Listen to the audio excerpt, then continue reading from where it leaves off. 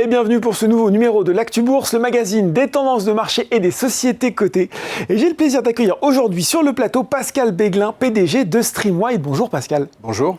Alors, Streamwide, fondé en 2001, introduit en bourse en 2007, c'est le spécialiste français des logiciels de communication à destination et des entreprises et des pouvoirs publics dans le cadre des missions dites critiques. Alors on parle quoi? De défense, de sécurité, d'intervention, de secours.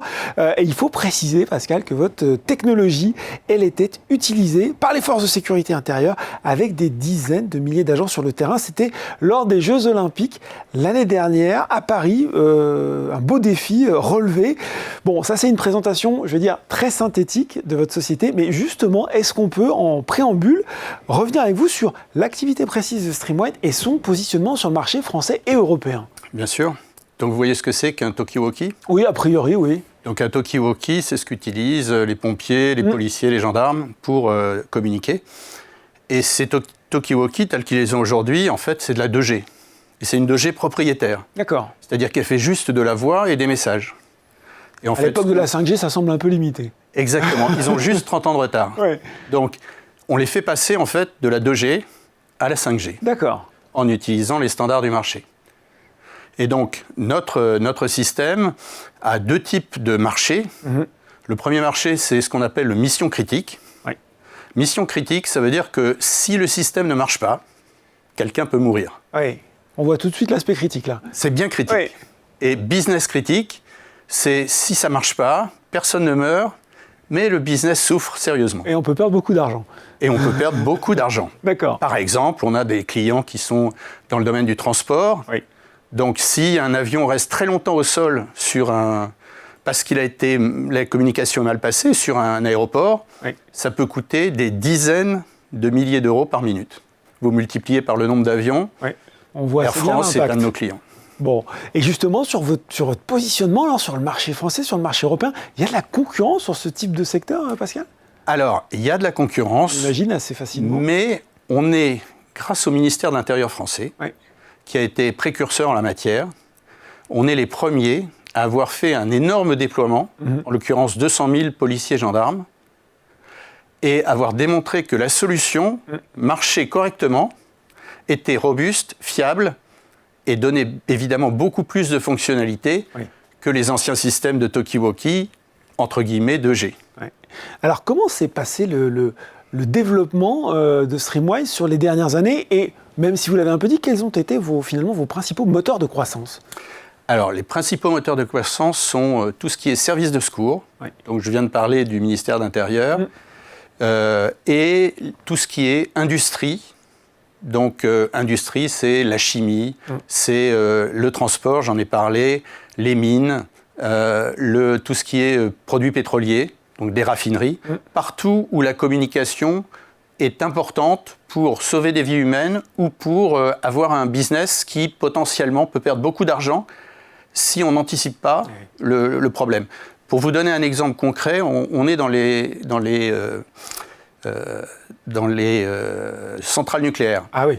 Oui. Donc, le fait qu'en quelques secondes, on est capable de donner une information et de réagir à un problème, c'est ce qui fait la différence entre un incident et Tchernobyl. Donc, vous comprenez bien que dans ce contexte, les clients sont prêts à payer le prix nécessaire pour avoir une technologie robuste, fiable et démontrée. Et c'est notre cas. Et on est parmi les seuls au monde à être dans ce cas-là. En termes d'activité, comment ça s'est traduit sur l'activité, sur le chiffre d'affaires du groupe sur les dernières années? Alors, le chiffre d'affaires du groupe a cru régulièrement. Donc, depuis 5 ans, on a doublé le chiffre d'affaires. D'accord. Par contre, récemment, ça a explosé. D'accord. C'est-à-dire qu'au premier semestre, on a fait plus 24%. Et on envisage la même chose pour l'ensemble de l'année.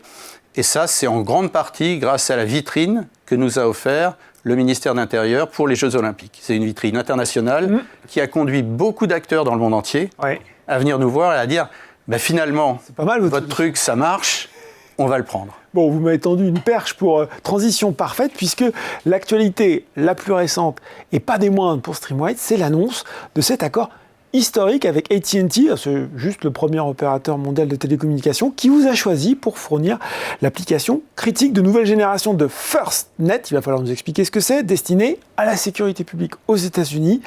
Expliquez-nous un petit peu là aussi, rentrez dans le concret de cet accord. Alors, FirstNet, c'est le réseau de la sécurité publique à l'échelle des États-Unis. Donc c'est la police, la police, les pompiers, les services de santé, une partie des militaires, etc.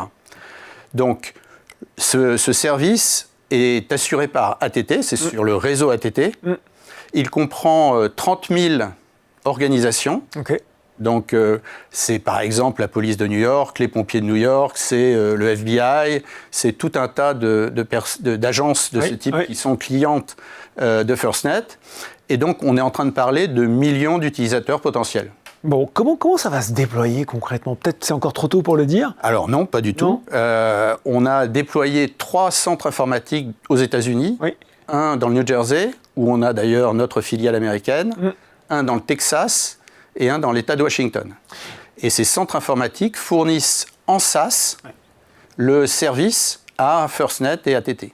Bon, Pascal, je vois quand même, marché américain, sécurité publique, on sait combien c'est compliqué déjà d'aller sur le marché américain, encore plus sur des opérations, ou en tout cas des secteurs critiques. Comment vous avez réussi ce tour de force? Alors, c'est effectivement un tour de force, quand même.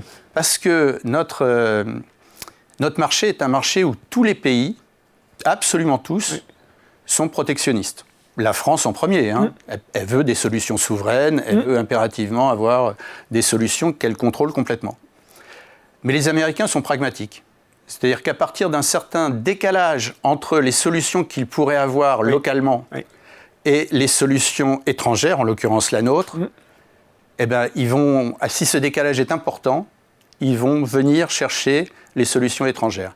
Et notre solution est la meilleure technologie du monde.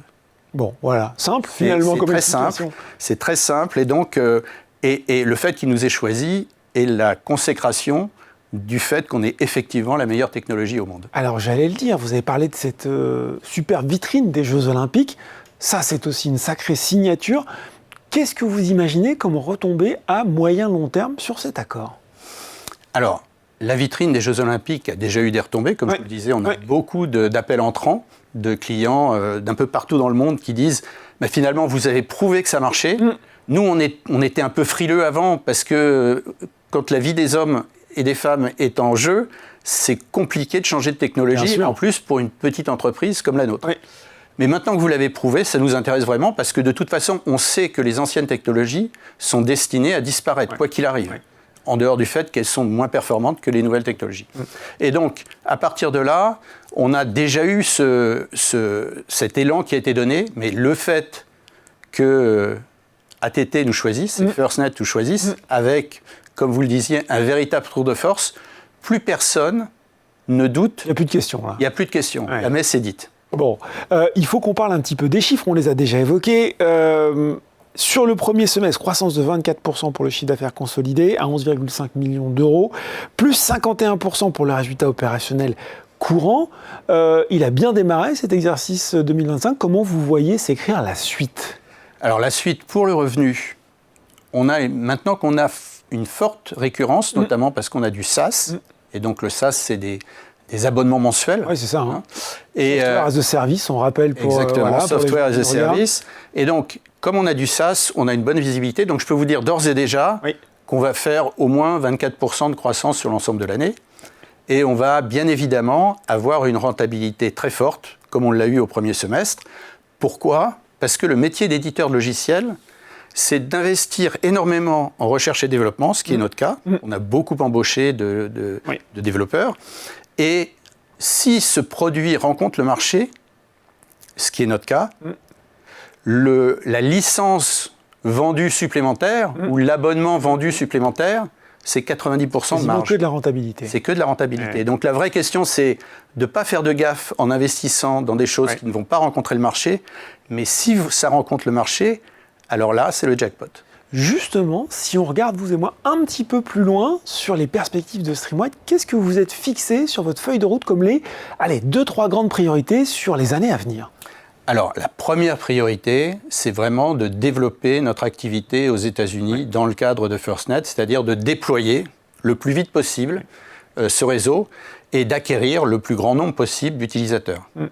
La deuxième priorité, c'est d'augmenter la part de récurrent dans notre chiffre d'affaires. Pourquoi ? Parce que qui dit récurrent dit évidemment une très grande visibilité sur le revenu et aussi une assurance de revenus, et donc de l'investissement en R&D qu'on fait continue à être financé de façon certaine.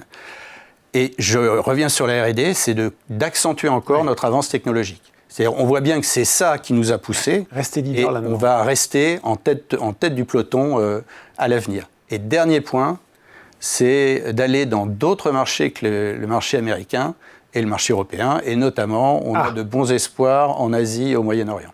Bon, et bien voilà, la feuille de route très complète et les belles ambitions de Streamwide. Merci beaucoup Pascal pour ces explications. Merci. L'Actu Bourse, c'est fini pour aujourd'hui, mais on se retrouve très bientôt pour un nouveau numéro.